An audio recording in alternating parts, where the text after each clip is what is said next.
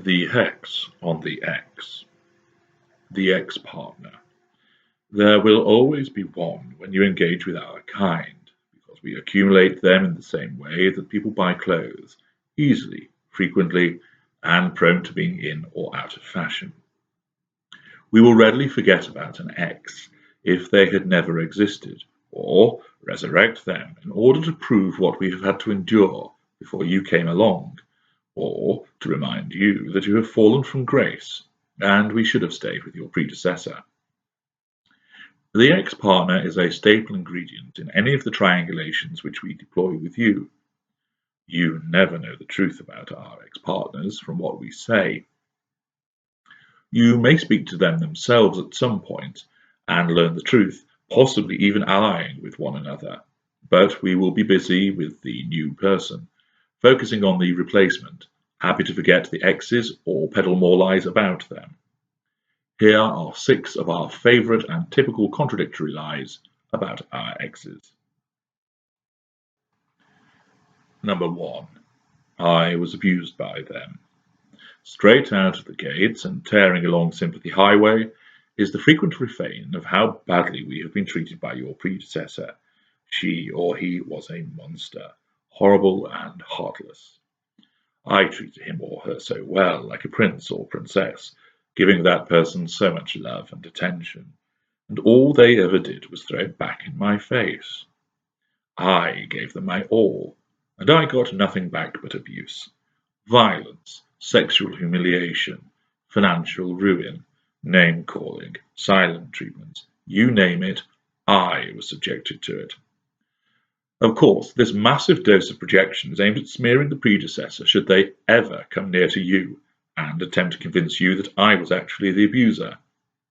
I also want you to feel sorry for me, and with that delicious empathic nature of yours, want to protect me from the beast, that harpy, that vicious ex who harmed such a precious and wonderful person such as me.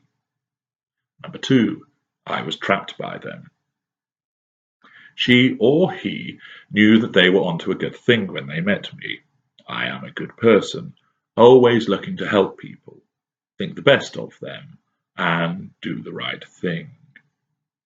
I have always been regarded as a catch, of course, and I know you'll agree with me as I tell you that someone like me, beautiful, intelligent, well-read, urbane, successful, well-paid, entertaining, and magnetic, is quite the trophy. I can see you nodding in agreement.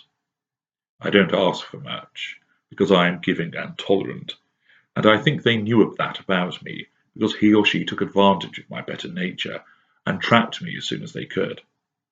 They made me move in with them. They moved in with me. They made me buy a house with them.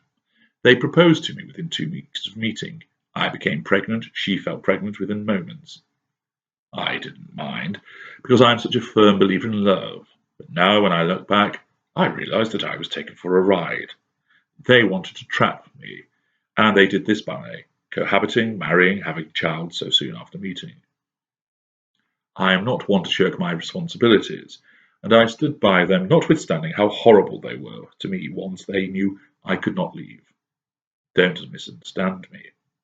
There is nothing wrong with moving in so soon, or becoming engaged within weeks, or conceiving in a matter of a month or 2 of meeting. But it has to be with the right person, hasn't it? This is a massive reversal of roles, as I tell you the truth of what has happened with the ex, but I reverse the roles and then use it to lay the ground for doing the same to you, with your blessing. Number 3, they are crazy. I have to warn you about my crazy ex. She is obsessed with me. She won't leave me alone. She checks my social media profile, I know, because my friends tell me, and she uses fake profiles to leave me messages and comments.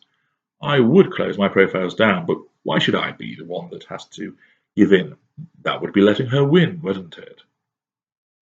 She hangs around outside where I work, and she follows me to my house.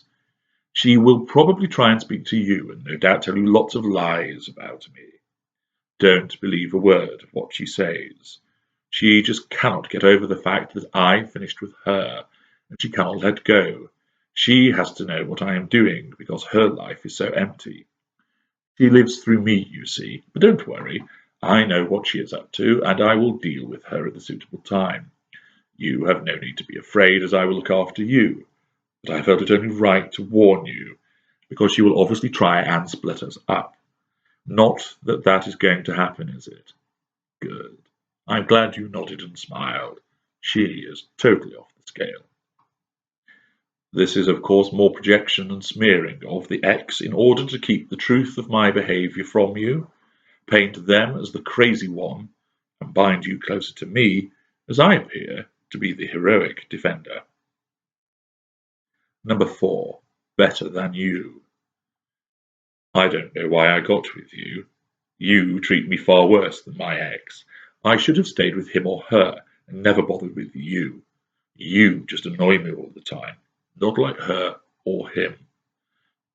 He or she was wonderful, interesting, and thoughtful, and he or she loved me more than you could ever do. I don't know why I let you lead me away from them. I must have been put under some kind of spell. Is that what you did? Did you charm me away from them in order to make us both unhappy? What a horrible person you are.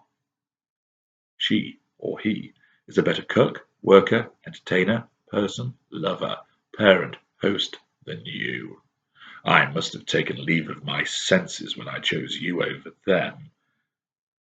You should look at them and learn from them, and perhaps, just perhaps, you might make amends for what you have done and make me happy again. I should go back to them, but why should I give you the satisfaction of hurting me again? I am going to make you work hard, give you a chance, because that is the type of person that I am. I'm going to give you a chance to make amends for the horrible things that you have done. You have a chance to make it up to me and to try harder. What are you waiting for? Number 5. I still love her. I still love her, I do. Sometimes you meet somebody who has that effect, and you have made me realize that I still love her more than I love you. I know that may sound harsh, but if you can take one thing away from you and I, and that is that you have helped me realize what I truly feel and what I need, you will always have my thanks for that. I know this may hurt you, but you should take solace from the fact that you have done something good and made me realize what is worth fighting for. I must go and win her back and tell her that I love her. I am sure you can find happiness for yourself and somewhere, but it is not with me. I know you love me. I am easy to fall in love with, but I want someone else more than I want you, and you should know by now I don't accept second best. So I'm going to go now and be with the one that I truly love. Of course, I don't love anybody at all, but if this artifice brings fuel from you and from her, then I will say whatever is needed, won't I? Number 6. She still loves me. What can I say? She loves me still, and I suppose you shall just have to get used to that being the case. You should understand, because I know how much you love me, and she is the same. I guess we will just have to live with the fact that she will keep reaching out to me, wanting me, and trying to come between us. But I know I can count on you to stop that happening, can't I? No, there is no need to approach her. I think that would only be upsetting for both of you. I know. I can't help but care about you both, for you're both special to me. But leave her be. Let me handle it. The best thing that you can do is love me more than she does, adore me more than she does, and do everything in your power to keep me here. It shouldn't be hard, should it? Given that I love you so much. She actually hates me and never wants to see me again. But there is nothing wrong with incentivizing you to submit to my control and give me more fuel, is there?